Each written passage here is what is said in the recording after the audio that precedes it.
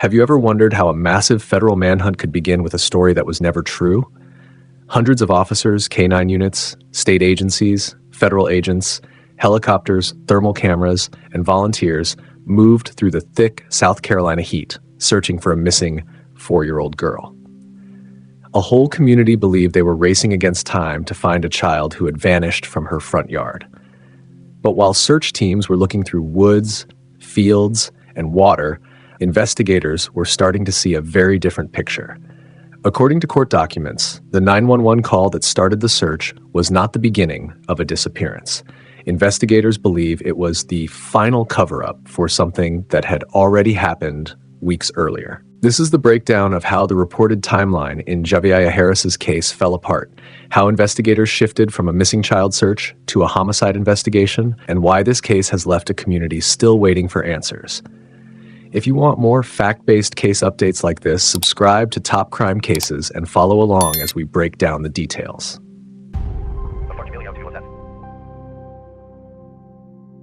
The official story began on the evening of June 30th, 2026, in Aiken County, South Carolina, on Hillsboro Street.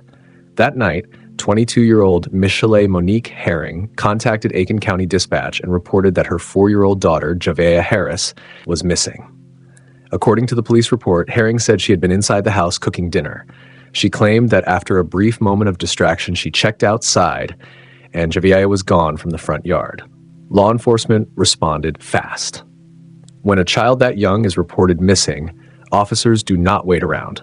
Local deputies, state officials, and federal resources moved in quickly. Checkpoints went up around the neighborhood. Search teams spread out. Helicopters with thermal imaging scanned tree lines and wooded areas. K-9 teams were brought in. Volunteers joined the effort, searching through fields, brush, and nearby areas. To the public, this looked like a desperate race to save a little girl. The weather was hot. The pressure was high. Every hour mattered. News outlets began covering the story, and the focus was on finding Javeayah before the heat, darkness, or distance made the situation even worse.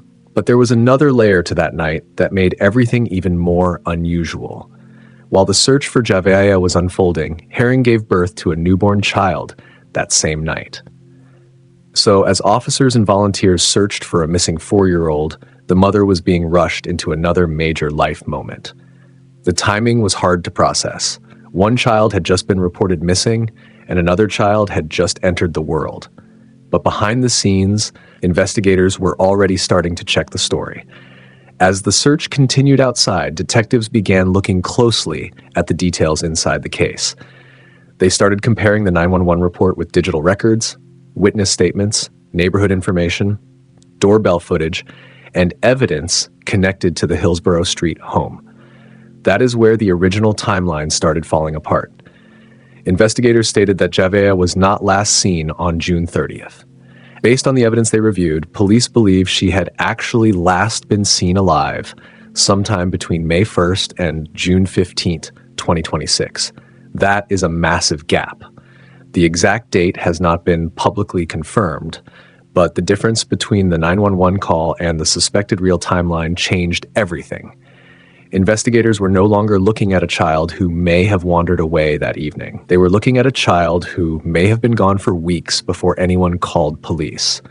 That meant the search on June 30th may have been based on a timeline that never matched reality. According to investigators, while the public believed Javeayah had just disappeared, evidence suggested something had happened long before that call. During that time, the parents were still living their lives, preparing for the birth of a new baby, and moving through the outside world. That is what made the case so disturbing to investigators. A missing child report depends heavily on time. Where was the child last seen? Who saw her? What was she wearing? How long had she been gone? But if the starting point is false, then the whole search can be pushed in the wrong direction. And that is exactly what authorities say happened here. Before we go further into the arrests and the legal side of the case, take a second to like the video and share your thoughts in the comments. It helps more people see these important stories. The major public turn came on July 4th, 2026. Aiken County Sheriff Marty Sawyer held a press conference and announced that the case was no longer being treated as a missing person investigation. It was now a homicide investigation. That announcement changed the mood completely. For days, the community had searched with hope. People believed they were helping bring a missing child home, but now authorities were saying the evidence pointed to something far worse. According to the sheriff, investigators believed it was already too late to save Javeayah by the time the 911 call was made. Then came the charges. Michilae Monique Herring, 22, was charged with homicide by child abuse and filing a false police report. According to the arrest warrants, investigators allege that she caused fatal injuries through physical abuse. Javeayah's father, 23-year-old Javeayah Harris, was also charged with homicide by child abuse. According to court documents, prosecutors allege that he knew about the abuse, saw the child's failing condition, and did not seek medical help. Both parents were ordered held without bond during their first court appearances. If convicted, they could face 20 years to life in prison. After the arrests, the Department of Social Services took emergency custody of the newborn baby who had been born on the same night the missing child report was made. That part of the timeline is hard to ignore. One child was being searched for, another child had just been born, and within days, investigators were saying the entire missing child story was not what it appeared to be. With both parents in custody, the search for Javeayah shifted. Authorities moved away from the original neighborhood search in Aiken County and began focusing on the Debutary Creek access area in Fairfield County. That was not a small change. It meant investigators were now following a different set of leads, possibly tied to phone data, vehicle movement, or other forensic evidence gathered during the suspected timeline gap. Search crews brought in state dive teams, sonar equipment, and cadaver K9 units. They focused heavily on the water and surrounding area, looking for any sign of Javeayah. Back in Aiken County, the community was also changing its response. The same people who had once searched with hope were now gathering in grief. Volunteers who had walked through the heat looking for a missing child began organizing candlelight vigils instead. The town had moved from urgency to heartbreak in just a few days. As of the latest available information, the investigation remains active. The parents are in custody awaiting trial, and recovery efforts for Javeayah continue. Now, to understand what happens next, we have to look at the legal side of the case. The first major issue is bond. Both parents were denied bond after their arrests. In South Carolina, judges look at factors like flight risk and danger to the community when deciding whether someone should be released before trial.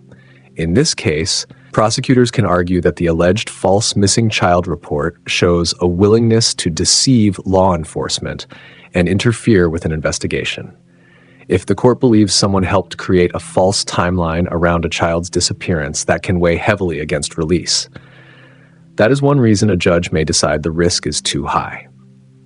The second issue is the charge itself. Both parents were charged with homicide by child abuse, not standard murder. In South Carolina, homicide by child abuse applies to cases involving children under the age of 11. The sentence can be the same as murder, with a possible punishment of 20 years to life in prison. The reason prosecutors may use this charge is because it fits cases where a child dies because of abuse, extreme indifference to human life, or failure to provide necessary care. In private household cases, proving premeditated intent can be difficult. But medical evidence, timelines, witness statements, and failure to seek care can be used to support a homicide by child abuse charge. The third issue is DSS and the newborn child. When one child in a home is believed to have died from abuse, the state can treat any other child in that home as being in immediate danger. That is why DSS moved quickly to take custody of the newborn. The state does not have to wait for another child to be harmed before stepping in. When you step back and look at the full timeline, the scale of the deception alleged by investigators is what stands out most. More than 200 officers, K9 teams, federal resources, and volunteers were pulled into a search that authorities now say was built on a false report. People searched woods, streets, fields, and water because they believed a 4-year-old had just vanished. But according to investigators, Javeayah may have been gone for weeks. That gap is what makes the case so painful. It raises the biggest questions still hanging over this investigation. What exactly happened to Javeayah? When was she last truly seen alive? Who knew what had happened? Why was the missing child report made on June 30? And where is the final evidence investigators are still searching for? The legal case will likely depend heavily on digital records, phone data, forensic timelines, medical findings, and the evidence recovered by search teams. This may not be a trial built around one eyewitness. It may be a trial built around records, patterns, and what the timeline proves. For now, the community is still waiting for closure. Investigators are still working. Search teams are still following leads. The parents are still awaiting trial. And Javeayah Harris's name has now become part of a case that began as a missing child emergency, but turned into something much darker. Before we end, I want to ask you this. When a false missing child report drains hundreds of officers, volunteers, and public resources, should the penalty for filing that false report be much stronger, especially when it delays the truth in a homicide investigation? Share your thoughts in the comments. Thank you for watching and following the facts of this case. Like, subscribe, and turn on notifications so you do not miss the next update from Top Crime Cases.